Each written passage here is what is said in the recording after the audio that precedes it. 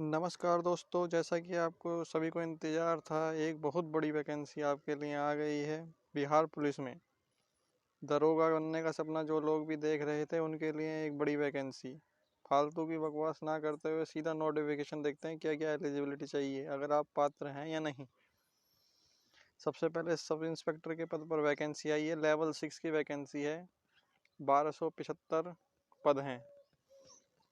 Form भरने 5 तारीख से आपके फॉर्म स्टार्ट हो जाएंगे।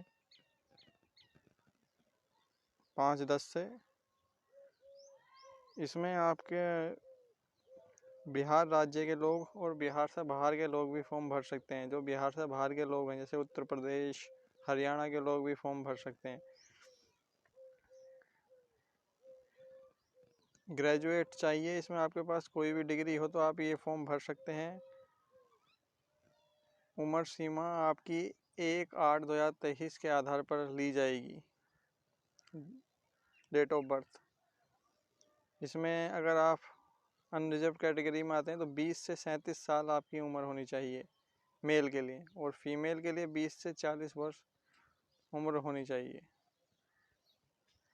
उसी हिसाब से आपकी रिजर्वेशन कास्ट के लिए 2, 3, 5 साल का छूट दी जाएगी, आप जैसा देख सकते हैं अपने नोटिफिकेशन में। फिजिकल होगा इसमें, जैसे कि एसआई की वैकेंसी तो फिजिकल तो होगा ही। साथ में अगर आपकी ऊंचाई 165 सेंटीमीटर है पुरुषों के लिए न्यूनतम, अन्य पिछड़ा वर्ग के लिए 160 सेंटीमीटर, सभी महिला वर्ग के लिए 155 सेंटीमीटर। सीना पुरुषों के लिए 81 सेंटीमीटर कम से कम, फुलाने के बाद 86 सेंटीमीटर कम से कम, 5 सेंटीमीटर सीना फूलना चाहिए आपका।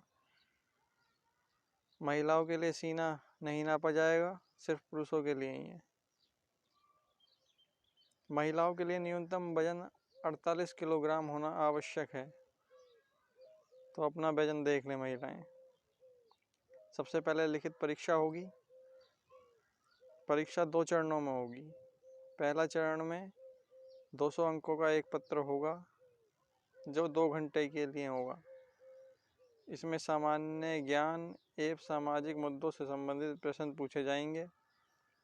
इसमें कम से कम 30% से कम अंक तो प्राप्त करने ही नहीं है, 30% से ज़्यादा ही अंक प्राप्त करने हैं। अगर आपने 30% से कम अंक लाए तो आप बाहर हो जाएंगे सीधा सीधा। और सेकंड चरण के पेपर के लिए आपसे 20 गुना अभ्यर्थियों को बुलाया जाएगा, जो फर्स्ट चरण को पार करेंगे। उनमें से 20 गुना लोगों को द्वितीय चरण के लिए बुलाया जाएगा वैकेंसियों के हिसाब से। द्वितीय चरण में जो मुख्य परीक्षा होगी, उसमें एक पेपर 200 अंकों का सामान्य हिंदी का 2 घंटे का होगा, जिसमें 100 प्रश्न होंगे। और वही है इसमें भी क्राइटेरिया, 30% लाना अनिवार्य होगा। दूसरा पेपर दूसरे चरण में दूसरा पेपर होगा, जिसमें सामान्य अध्ययन, सामान्य विज्ञान, नागरिक शास्त्र, भारतीय इतिहास, भारतीय भूगोल, गणित एवं मानसिक योग्यता जांच से संबंधित होगा। द्वितीय पूर्णांक भी 200 का होगा, जिसमें प्रश्नों की कुल संख्या 100 होगी। एक परीक्षा की अवधि 2 घंटा होगी। दोनों चरणों की परीक्षा में प्रत्येक गलत उत्तर के लिए 0.2 अंक काटा जाएगा, इस बात का ध्यान रखें। फिर तृतीय चरण में जो है आपका फिजिकल होगा।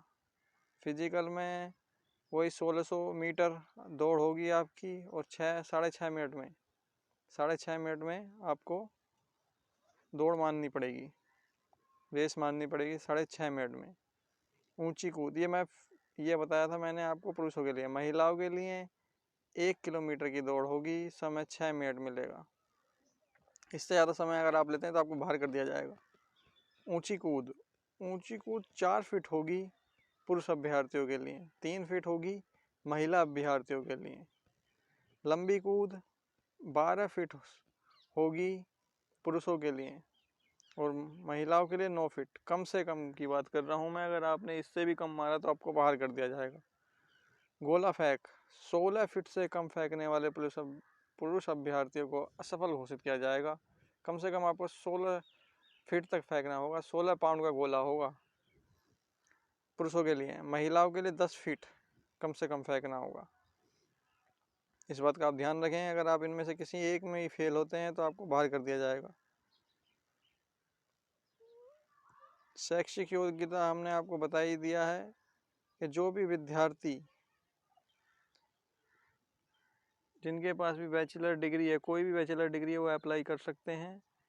आरक्षण की बात करें तो आरक्षण सिर्फ और सिर्फ बिहार के लोगों को मिलेगा। यानी कि अगर बिहार में अगर आप SC ST OBC या महिला कैडर में आते हैं तो आपको आरक्षण मिलेगा। लेकिन अगर आप उत्तर प्रदेश के निवासी हैं, हरियाणा के किसी और स्टेट के निवासी हैं, तो आपको फॉर्म जनरल कैटेगरी से ही अप्लाई करना पड़ेगा, चाहे आप उत्तर प्रदेश में OBC में आते हो, SC में आते हो या ST में। अगर आप बाहर के अभ्यर्थी हैं बिहार के से, तो आपको जनरल कैटेगरी में ही फॉर्म अप्लाई करना होगा। ये सिर्फ आरक्षण बिहार वाले लोगों के लिए है, बिहार से बाहर के लोगों के लिए आरक्षण नहीं है। चाहे वो किसी भी कैटेगरी में आते हैं, उन्हें जनरल से ही अप्लाई करना होगा। ध्यान रखें कि आपको जनरल से ही अप्लाई करना है। बस इतना ही कुछ है, बाकी आप अपना फॉर्म भरें। अगर आप हमारे द्वारा फॉर्म भरवाना चाहते हैं तो हमने ये सुविधा भी आपको उपलब्ध करा रखी है कि अगर आपको फॉर्म नहीं भरना आता या आपके पास PC या कंप्यूटर नहीं है, जनसेवा केंद्र पर आप जाना नहीं चाहते, अपने डॉक्यूमेंट जनसेवा केंद्र पर नहीं देना चाहते, तो आपका फॉर्म हम आसानी से भर देंगे और आप हमसे कांटेक्ट हमारे व्हाट्सएप थ्रू नंबर के थ्रू कर सकते हैं, जो आपको इस वीडियो के डिस्क्रिप्शन में मिल जाएगा। बाकी आप पूरा नोटिफिकेशन पढ़ सकते हैं, क्या क्या चीज़ मांगी है और क्या क्या चीज़ नहीं। वैसे तो मैंने आपको सभी कुछ बता दिया है। एक नंबर से खाली एक ही रजिस्ट्रेशन करना है, इस बात का भी ध्यान रखें। और एक ही रजिस्ट्रेशन करना है। अगर आपने दो बार रजिस्ट्रेशन कर दिया तो आपका दोनों रजिस्ट्रेशन कैंसिल कर दिए जाएंगे। अगर आपके पहले रजिस्ट्रेशन में कोई गड़बड़ हुई है तो पहले आपको उस रजिस्ट्रेशन को डिलीट करना होगा जब नया रजिस्ट्रेशन करना होगा। अगर आपने फ़ीस भर दी है पहले रजिस्ट्रेशन की तो आपकी फ़ीस वापस नहीं आएगी। हाँ, पर यह है कि आप उसे डिलीट कर आप दूसरा अपना रजिस्ट्रेशन कर सकते हैं, इस बात का ध्यान रखें। दो रजिस्ट्रेशन नहीं करने, सिंगल रजिस्ट्रेशन ही करना है आपको। धन्यवाद।